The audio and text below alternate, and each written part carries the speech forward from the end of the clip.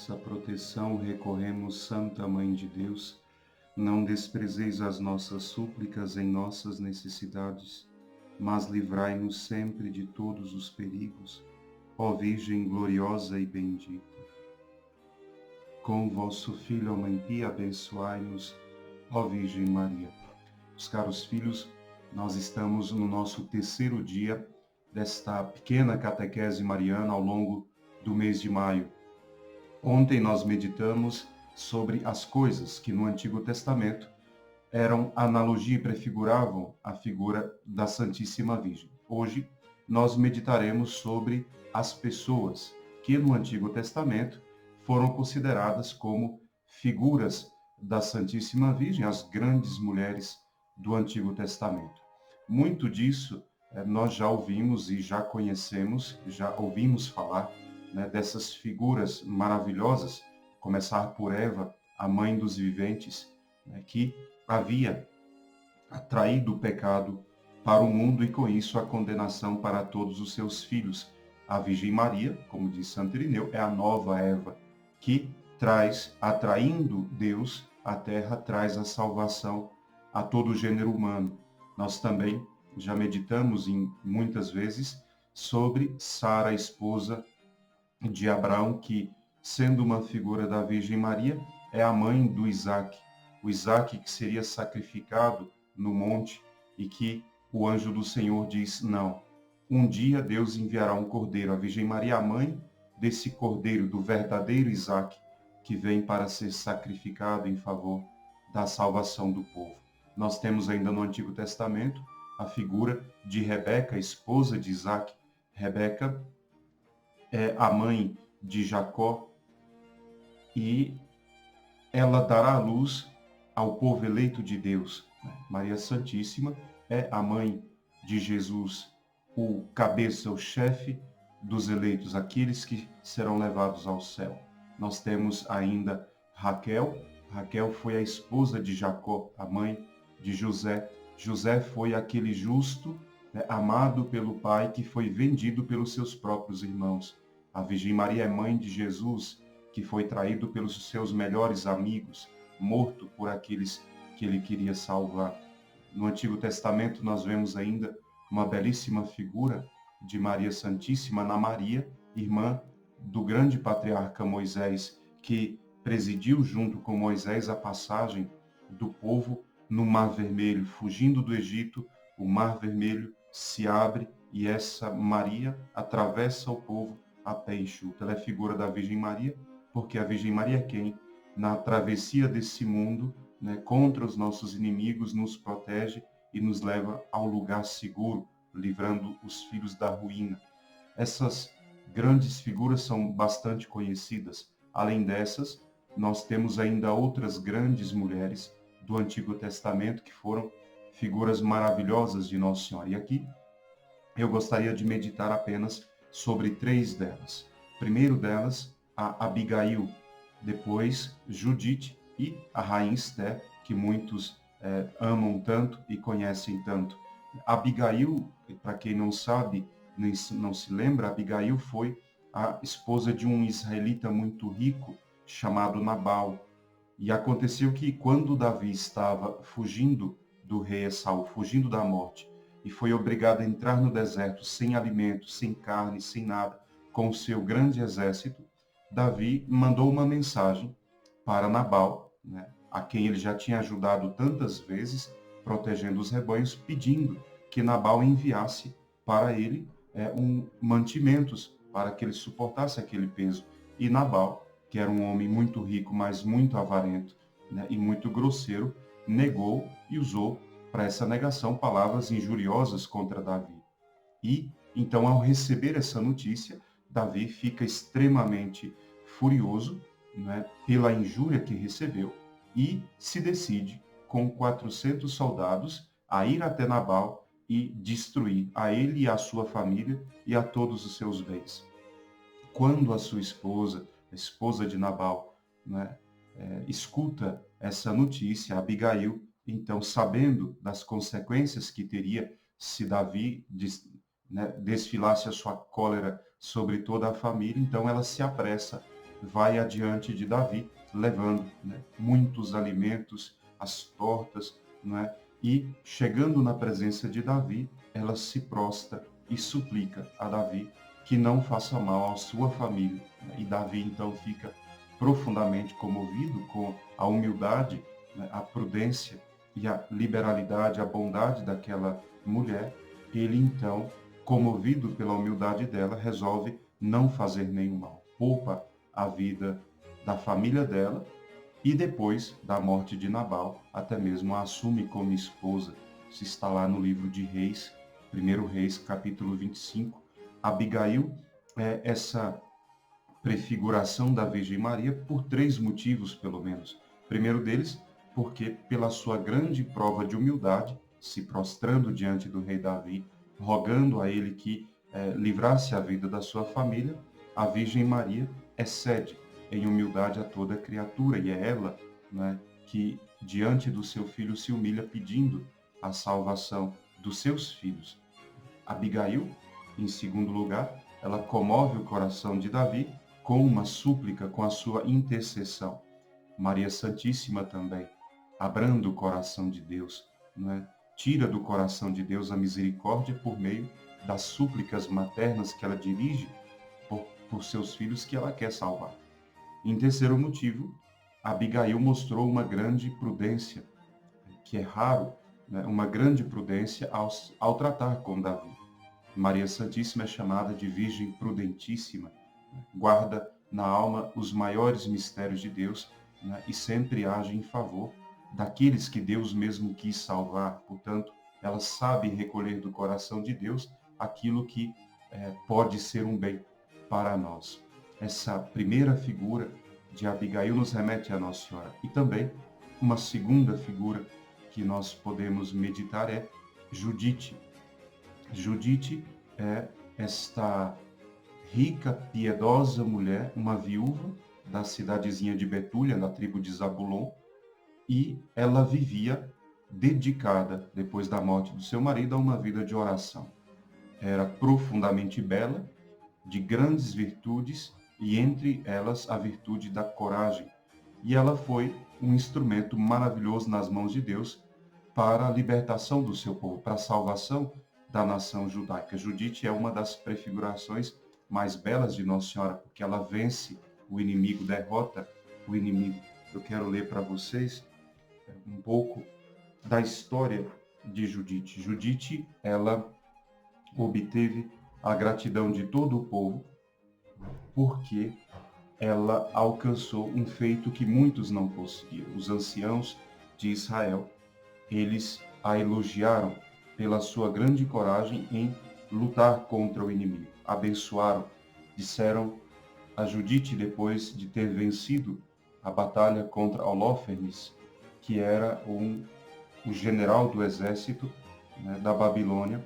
Ele diz, os sumos sacerdotes abençoando dizem a ela: sois aquela que o Senhor exaltou mais do que todas as mulheres que se acham sobre a terra. Sois a glória de Jerusalém, sois a alegria de Israel, sois a honra do nosso povo, porque portastes com coragem e o vosso coração tão firme e tão puro. Na verdade, muito melhor do que Judite foi exatamente a Santíssima Virgem Maria. A Santíssima Virgem Maria, digna de todos esses louvores, é de fato a libertadora do gênero humano. E ela mesma disse: bem, todas as gerações me chamarão bem-aventurada. Nesse sentido, as semelhanças entre Judite e a Virgem Maria, seja na vida privada, no papel da salvação de Israel, seja nos louvores que o povo concedeu a ela, na vida privada, Judite era uma mulher bela, de nobreza em termos da sua origem e profundamente dedicada à oração. E ela, de modo nenhum, era vaidosa. Depois da morte do marido, ela viveu recolhida, tinha uma grande consideração do povo pela sua alta reputação, né? E viveu totalmente dedicada à oração. A Virgem Maria, descendente também de nobreza, né? Descendente de Davi, né? Foi sobre a terra a mais bela de todas as mulheres. segundo a expressão de Bossuet, cardeal, do século XVII, ele dizia: a beleza da Virgem Maria, o reflexo da sua alma imaculada, era inteiramente celeste e quase divina, e inspirava o amor da virtude em todos aqueles que para ela olhavam. O primeiro foi São José. Só sabemos o quanto a Virgem desperta o amor para a virtude ao pensar na figura de São José, que conviveu com ela. Pois ele diz: Maria Santíssima foi o objeto das complacências divinas, da admiração dos santos, dos anjos, e vivia na mais profunda simplicidade da vida, no escondimento, na oração e no trabalho. A Virgem Maria, como Judite, né, é a expressão desta mulher perfeita. No desempenho da sua missão, Judite, ela foi uma figura claríssima de Nossa Senhora, porque primeiro ela se prepara pela oração, pela penitência, porque o risco da missão que ela assumia era grandíssimo. Depois ela vai diante do inimigo e diante do orgulho dele cego, ela consegue decapitar a cabeça desse general do exército que queria destruir o seu povo. Maria Santíssima também, dócil à vontade de Deus, pela oração se sacrifica em favor do povo e vence o orgulho de Satanás e esmaga a cabeça dessa serpente. Como eu já disse, a recompensa que Judite recebeu do seu povo foi a gratidão e os louvores. Foi abençoada pelos sacerdotes e os anciãos de Israel. Melhor, como eu disse, do que Judite é a própria Virgem Maria, que a humanidade inteira, não só um povo, mas a humanidade inteira a louva por ser esta grande salvadora da humanidade, esta grande mãe da humanidade. A terceira figura que eu gostaria de meditar com vocês é a figura da rainha Esther. Rainha Esther era a sobrinha de Mardoqueu. Mardoqueu era um dos hebreus que Nabucodonosor tinha levado cativo para a Babilônia, né, mas que depois permitiu, por providência do rei, que ele guardasse a sua casa. E a providência concedeu que, quando Assuero, que era o rei, ia tomar uma esposa, Mardoqueu introduziu ali, naquele reino, Esther, que foi cuidada, preparada para ser a esposa. Quando o rei Assuero ia tomar a esposa, então, ele escolhe Esther. Não conhecia a origem de Esther, mas lhe dá o diadema, proclama ela rainha, e essa eleição já era uma ação da providência divina para salvar o povo. O que aconteceria depois? O que aconteceria depois era que Mardoqueu, que exercia no palácio um emprego baixo, claro, ele não aceitava cultuar o rei como um deus e, portanto, ele não se curvava diante da imagem do rei. Vendo isso, Amã, que era um primeiro-ministro do rei, ele não suporta que Mardoqueu não aceite adorar a imagem do rei. E então ele denuncia não só Mardoqueu, mas todo o povo judeu, dizendo que naquele reino tem um povo que não se submete. E por fim ele consegue do rei um edito que proclama a chacina de todo o povo, eleito de todo o povo de Israel.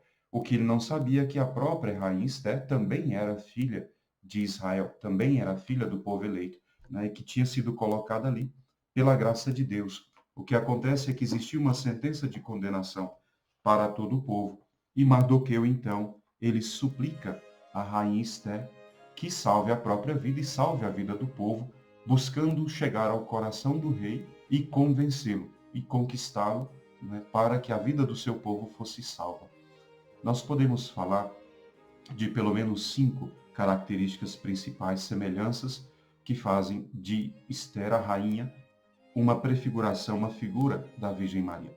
Primeiro de tudo porque Esther ela foi educada pelo seu tio numa vida de oração, no trabalho, na modéstia e na prática perfeita da lei. Era uma judia perfeita. Assim viveu também Nossa Senhora ao longo de toda a sua vida, desde quando, com 3 anos, foi levada ao templo, até o momento em que foi desposada com São José. A Virgem Maria viveu no templo, se dedicando à oração, ao trabalho, a conhecer a lei e praticá-la perfeitamente.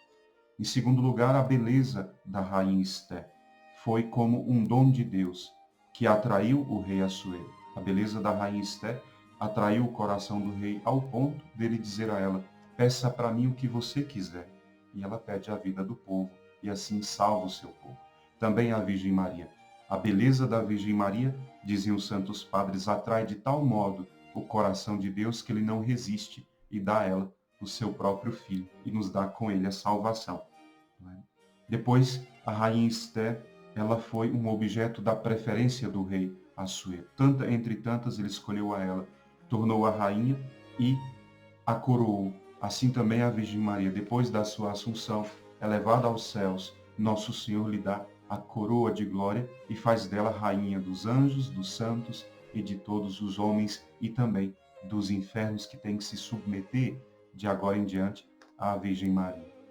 Uma quarta semelhança é que a rainha Esther, ela, diante da presença do rei, ela desfalece diante da glória do seu rei, né? Assustada, porque ela sabia que existia uma sentença de morte para aqueles que se aproximassem do rei sem autorização. E quando ela desfalece, o coração do rei se comove pela sua fragilidade, sua pequenez, e vem a ela e diz: o que desejas? O que pedes? Mesmo que seja metade do meu reino, eu te daria. Essa lei não foi estabelecida para ti, mas para os outros. Quando ele diz isso, nós lembramos da lei da condenação que estava sobre toda a humanidade. E nosso Senhor isenta a Virgem Maria desta condenação, porque a escolhe como mãe do Verbo de Deus feito homem, e para a Virgem a lei do pecado não servia.